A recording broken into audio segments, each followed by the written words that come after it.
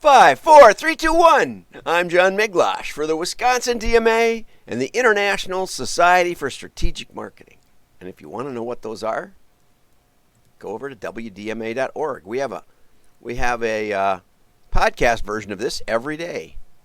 When you pine for the sunshine of a friendly gaze, for the holidays you can't beat home. It's just Perry Como.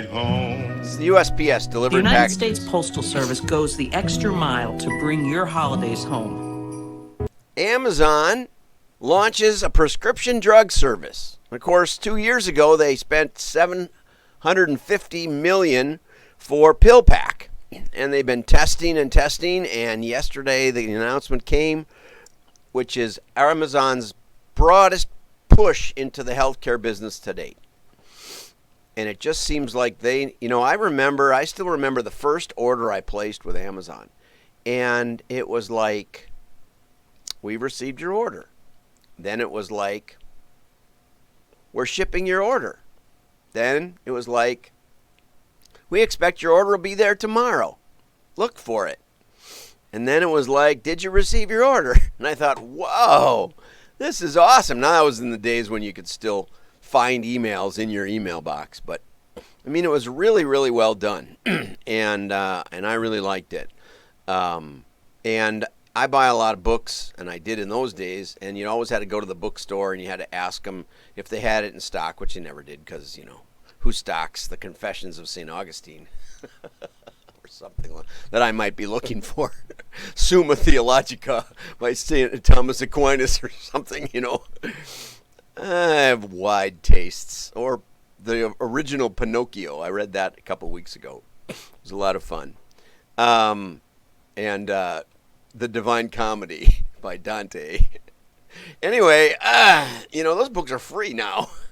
So Amazon, was a great resource, and the take from target marketing, or whichever version of target marketing this is, it says the clock is ticking for drug store chains, CVS, Walgreens, Rite Aid, and others, and we have actually a pharmacy product that my wife handles mostly, and I used to sell it directly to independent pharmacies, and there's just fewer and fewer of them. But the conventional wisdom was that if you could do a good job with prescriptions, that you would have the rest of the store kind of take care of itself, and I think there's something to that. But I think Walgreens has increasingly become more of a convenience store without the low pricing of the dollar store. So, it's going to be a difficult puzzle. I think Walgreens, the biggest ones will probably survive. I think it's going to put more and more pressure on the little independents as usual, right? But that's the way things work. And so if you thought nothing could touch Walgreens, well, now there's something. Okay, this was an interesting article, mostly because it was in Forbes, which I thought was interesting. And a new feature of my 10 at 10 is going to be looking for direct mail articles that are current and getting those out to you. So if you're in the print business or USPS, I will be scouring the news media for direct mail, and this one was in Forbes and just from the other day. Okay, so during the COVID pandemic, and what's interesting is that the title of this is 5 Ways to Optimize Your Digital Marketing. And when I saw that title, I thought, well, this isn't going to be anything that I want to read. Everybody talks about digital marketing, but look down here. Optimize your digital footprint, etc., etc. Algorithms make everything work. But down here it says, there's also been a return to phone and direct mail. You see that? And it says, don't just call people out of the blue. But I got a call this week from someone I had interacted with a little bit on LinkedIn, and I happened to catch their live stream and comment, and my phone rang, and I still answer my phone. Your millennials may not, but I do. And there he was, and we had a nice chat for about a half an hour. So it wasn't a cold call by any means once I figured out who it was. And very pleasant. He said he mostly leaves messages, which is fine. But I think that's a wonderful door opener to reach out with mail or phone. And I actually have stationery that lets me write. I don't have any handy here, but I have stationery all set that has I put a template underneath it with lines, and then I can handwrite a letter that and won't slide all over. And I think it's time to do that some more. So we'll try and do 1 or 2 of those a day just to use mail, because it is direct and it is mail. So, but I thought it was interesting that it was in Forbes. We're seeing a renaissance. This is from Brand United. Now, this is actually a publication that emphasizes print marketing and integrating print marketing. But it said that savvy marketers, so are you a savvy marketer? Savvy marketers know the value of print marketing. And digital channels are low cost, but they lack the high touch influence of direct mail. Now, here's one I take issue with, Leah. So 84% of marketers reported better marketing performance when direct mail was part of the campaign. Why do I take issue with that? Well, first of all, if you're doing direct mail, you want to justify it. So you're justifying it all day long. Secondly, okay, let's say you spend $1,000 on a digital ad and you see a couple of results. Now let's say you spend $3,000 on more digital ads in a different channel. Will you get more results? Probably. Almost 100% for sure you'll get more results. If you did something that was kind of working in one channel and you expanded on another channel, it's going to cost you more money. So the idea that doing more mail will get you better results is insanely simplistic. Spend more money some other way. Now, if on the other hand, this sentence said, they took the digital money and they moved it to direct mail and they got a lower overall cost per sale or cost per customer, that would be a real number. This is baloney numbers. Just saying. And there's a lot of baloney numbers in marketing. And that's one right there. You see that? Do you understand what I'm saying? You understand if you're going to do case studies or you're going to make statements, don't just say, oh yeah, we spent more money on a whole different channel and guess what? Our results changed. Good. They went, what? You think they're going to go down? You spent more money, right? But it's only really meaningful if you moved money into mail and the results went up. Okay? Now, 59% say they should use some offline marketing. 41% don't think they should, or they're missing out. Well, that's what they think, right? But it shows that there's a huge market, and there's a nifty diagram over here. Okay? Companies plan to integrate online, offline marketing. 59% said yes, 41% said no. Okay? That means that if you're in a market that's any size whatsoever and you want to sell more print, consider the .com companies and consider reaching out to them, maybe with a mailer, and say, have you ever considered mail? You're reading this right now. It works. I just got one from Wayfair just yesterday.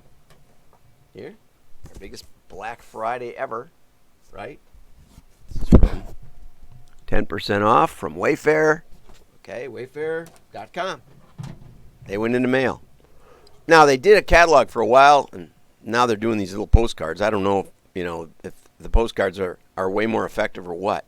But anyway, one issue is to design your tech stack to support omnichannel marketing, meaning offline and online. And the problem is that almost all of the clients I've ever had their direct mail was in one place and their email and their digital was in another. And there are ways to make digital look really good because you can drop cookies still to this day. Google pushed back their Chrome removal of third-party cookies indefinitely because of the pandemic just this week. They announced that. But you can drop cookies on your customers who got mailed. And even though the digital may not have any impact whatsoever, the ad may not have even been seen by your customer, you can still claim credit. It's one of the wonders of digital. Digital sticks on your computer, even if you never looked at it, never saw it. It sticks there. People don't know it's there. Okay, but mail. Yesterday I went to the mailbox on my way home, and it was jammed full. Jammed, I say. And that's the thing with mail. So I honked the horn when I came in the house and handed it all to my wife, who didn't look very pleased about it. And mail requires action, right? Okay, so let's get over to the last article, because I usually save the best for last. National Law Review. National Law Review. I've never seen an article from National Law Review, but this is part of my searching. And it says, tips and tricks for improving the ROI in your law firm's direct mailer campaign. Haven't heard direct mailer. Haven't heard that term in a long time. So way to go, Miranda. Way to go, Miranda. And this is just from right now. Direct mail campaigns are reliable, trackable advertising sources designed to capture new leads and spread brand awareness. Here's several reasons why law firms should still be using direct mail marketing. How cool is this? This is really first-class cool. Reasons why direct mail is still an effective legal marketing channel. Everyone, businesses, individuals, has a mailbox and looks through their mail. It builds trust. Print media has proven to foster more trust. High return on investment. More people are influenced to take action. Less competition. Less in the mailbox, except for mine. Open, less crowded direct mail channels, comparative to digital anyway. Everybody's pitching digital. Okay, there are obvious options. Letters, postcards, brochures, festive cards.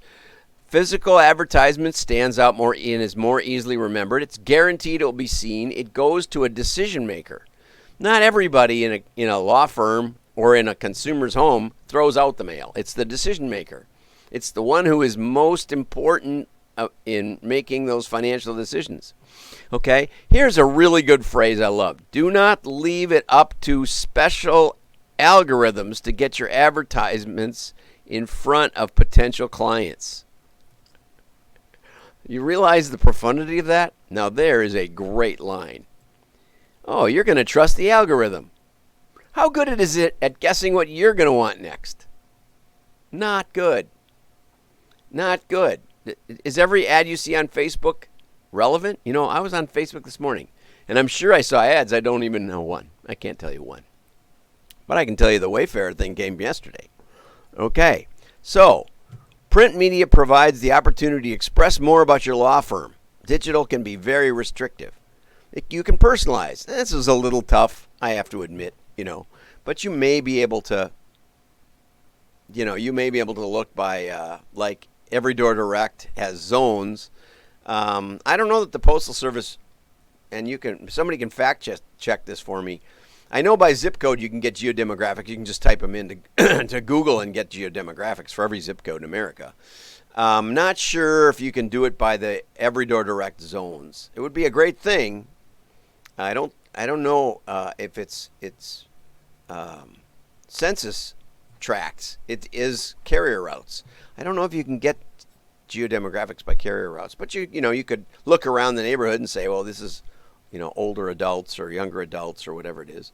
Direct mailers can promote your digital media outlets too. Here, QR coding. You can stick a QR code on. Sometimes you'll even get postal discounts for that kind of stuff. Okay? So mail can grab attention, and I just think this is wonderful that it's in nationallawreview.com. How cool is that? I've been trying to usher in a renaissance of mail, and sometimes I feel like I'm a lone voice crying in the wilderness. I know that those of you who watch, thanks Keith for the WDMA.org. I know those of you that watch do actually support this, but let's like and share, and let's get this article out.